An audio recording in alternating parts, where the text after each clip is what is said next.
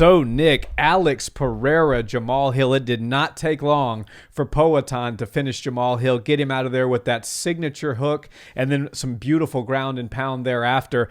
And I want to talk about the actual X's and O's of the fights and some of the footwork and the shots that he threw in order to set up that knockout, and then kind of get into where does Poatan stand on the list of elite strikers of all time and elite MMA fighters of all time, because now in such a short UFC career, he has 5 former world champions on his resume, which is totally unprecedented. So first, what were your thoughts on the fight? And then let's get into where Chama actually ranks. Well, I loved it. And it felt like after Max Holloway and Justin Gaethje fought, that BMF energy was just existing in the arena. Yeah. And it certainly transcended over into Poatan. And look, the way he was able to find that shot, even right after an illegal kick to the cup, which he said it didn't really seem to bother him, and everybody's, loving that viral moment of him sort of pushing Herb Dean to the side, like, dude, I've got this thing dialed up. He didn't even take his eyes off of Jamahal for 1 second, and the foot placement was there. Jamahal was waiting to see if they were going to separate, and if they weren't,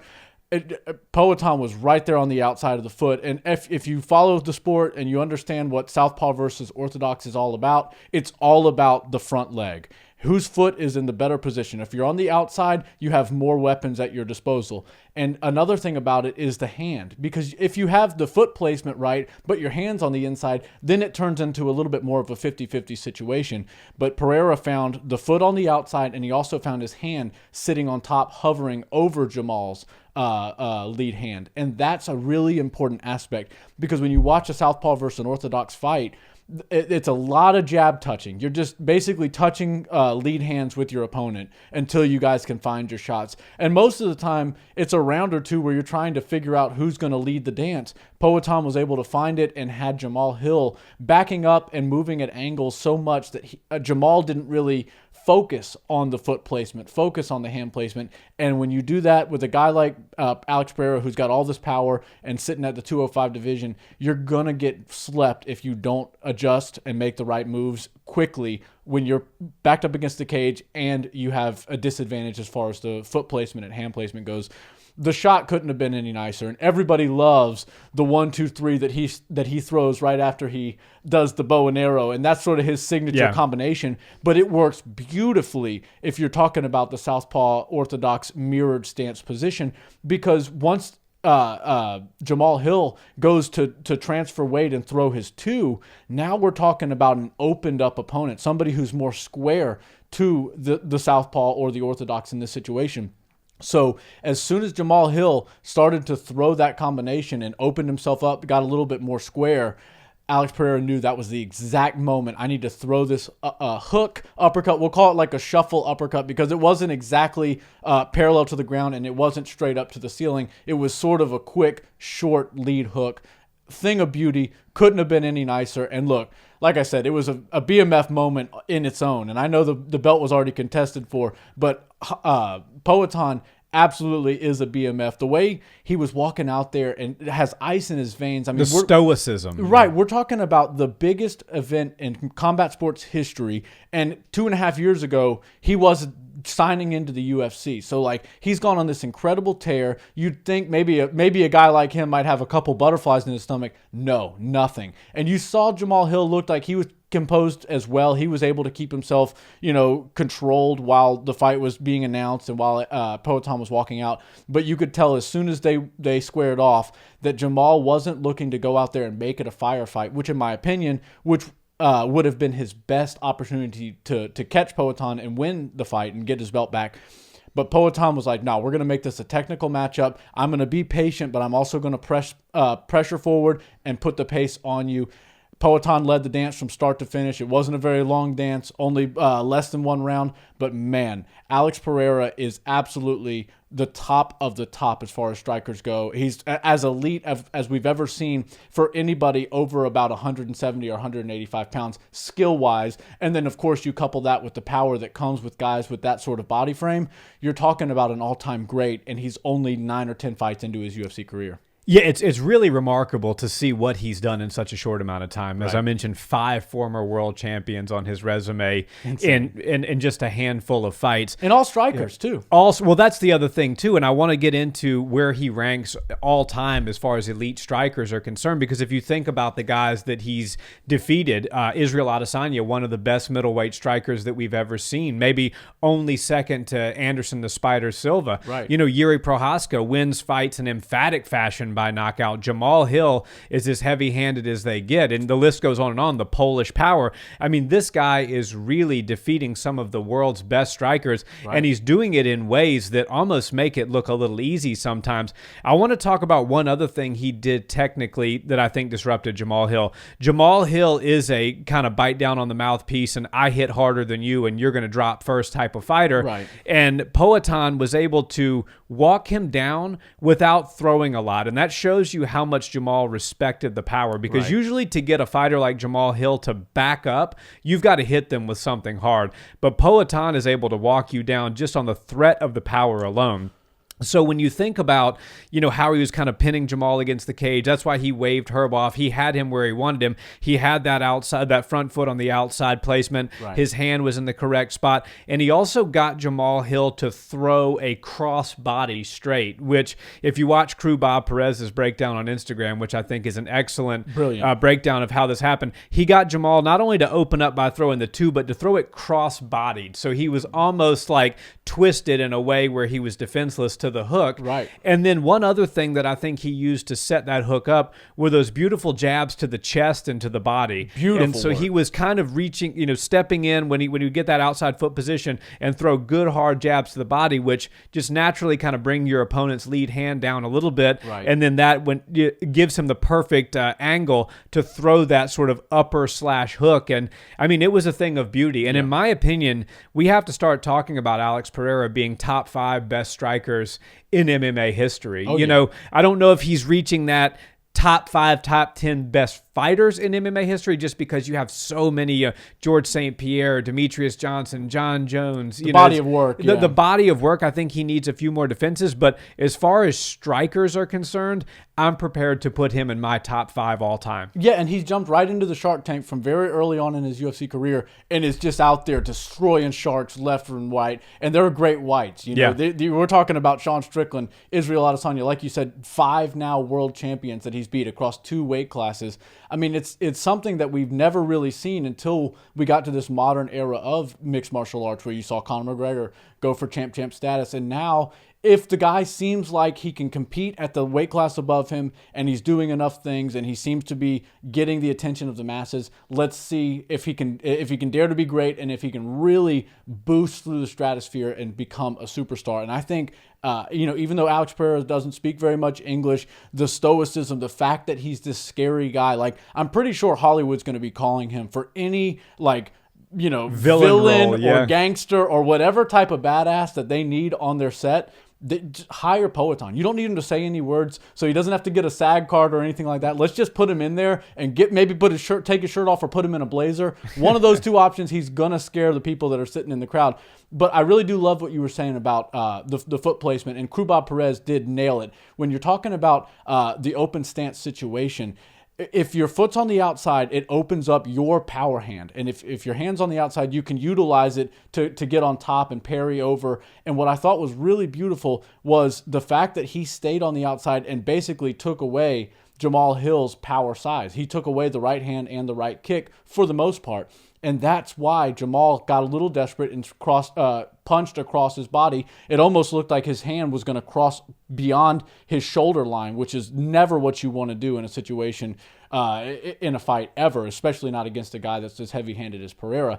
But beautiful execution on that body punch. And one thing I want to touch on is when you're the southpaw and you're going against an orthodox guy, in MMA, we don't use punches to the body quite as often as you see in boxing, because there's the threat of the knee, the threat of the kicks, and you just don't want to take a little momentum while you dip down to reach there and catch something on the way down and get knocked out. Plus, there's the grappling and the takedown threat that can exist as well. But Poatan had a significant speed advantage on Jamahal Hill, and you could see it.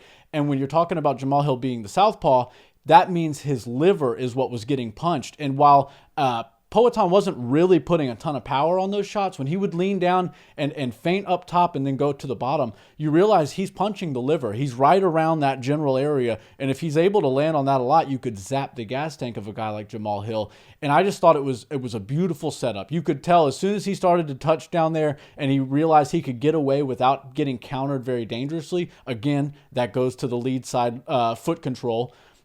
He realized he was safe there, and he was about to be able to start walking Jamal down while Jamal wasn't even informed on the foot placement. And that's why I can't get over how perfect and how well he executed that final combination. The whole entire fight was a setup for that combination. And while I don't think that Poatan went out there and be like, I'm going to put him up against this panel of the cage and do this exact combination, he's so good and so versed in all of the striking realms, especially with his hands in that particular combo, that he can find it on anybody at any time. The opening was there, and he did not miss it, not even for a half a second. Yeah, and you mentioned just a few minutes ago about daring to be great and moving up a weight class, which we've seen him do from 185 now to 205, and Right. he's a two-division champion, and he's made no bones about wanting to potentially be a three-division champion. UFC 301 is a little light, let's be honest. Very light. You know, the main event is probably going to be exciting from a technical point of view, but as far as clicks and pay-per-view buys, this is going to be one of the weaker cards in recent memory. For sure. So Poatan does want to go to Brazil. He wants to fight there. He's mentioned Tom Aspinall a couple of times, mentioned heavyweight a couple of times.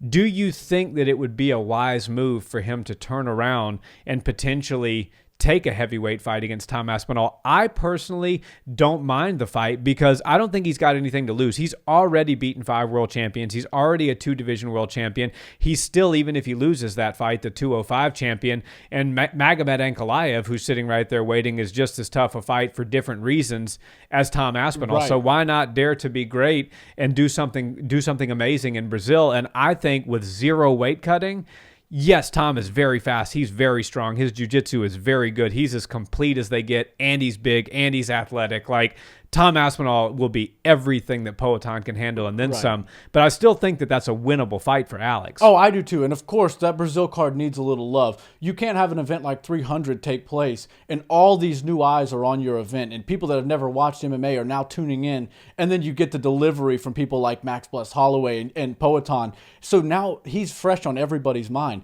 Also, he didn't take any damage. So he's quite literally fresh. He told us after the fight, I didn't take any damage. If I didn't take damage in this fight, I wanted to try to fight on the Brazil card. I know they might need a little bit of extra help at the top of the bill, and I'm happy to do it. I'd like to be at heavyweight, but if they want me to do light heavyweight, we can do that as well. And I think, look, we're doing an experiment right now. We've never crossed into territories of a triple champion, and we've barely touched the surface on champ status. And when we talk about guys with quick turnarounds, we've seen maybe once or twice people headline events, pay-per-view events, one after the next. But that's very rare. I think it's only happened one other time.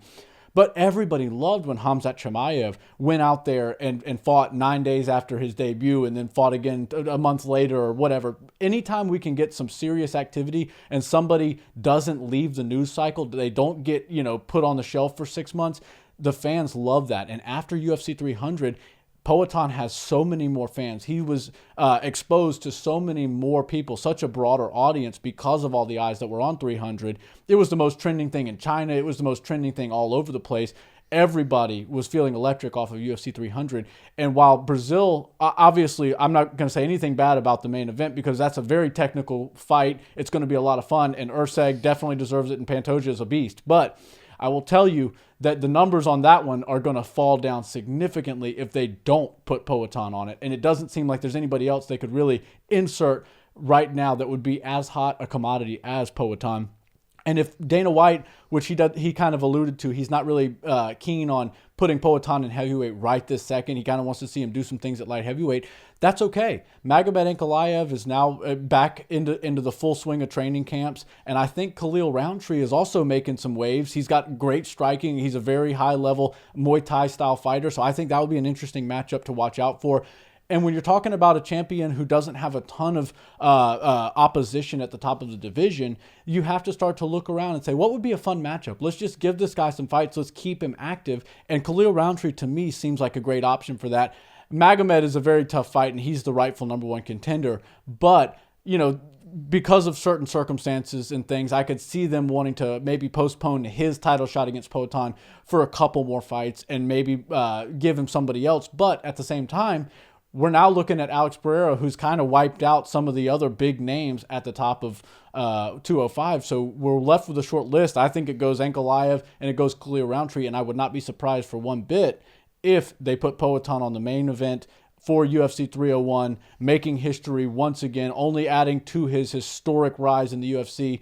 This is something that, movies can't even begin to come up with. So I'd love to see them do it. I think it should be Khalil Roundtree. I think it'd be a lot of fun. And I'm excited to see what they do because I hope Poatan doesn't fall out of the news cycle while we wait for some news. Yeah, well, it certainly seems like 301 is going to get a boost of some kind if 302 and 303 are any indication. We now have some clarity that Dustin Poirier is going to be taking on Islam Makhachev in New Jersey. Right. And then immediately, several weeks after that, the biggest star in the entire sports history, Conor McGregor, is coming back and taking on Michael Chandler. So You wouldn't think after 300 with 302 looking the way it does and 303 looking the way it does that they'd let 301 fall short.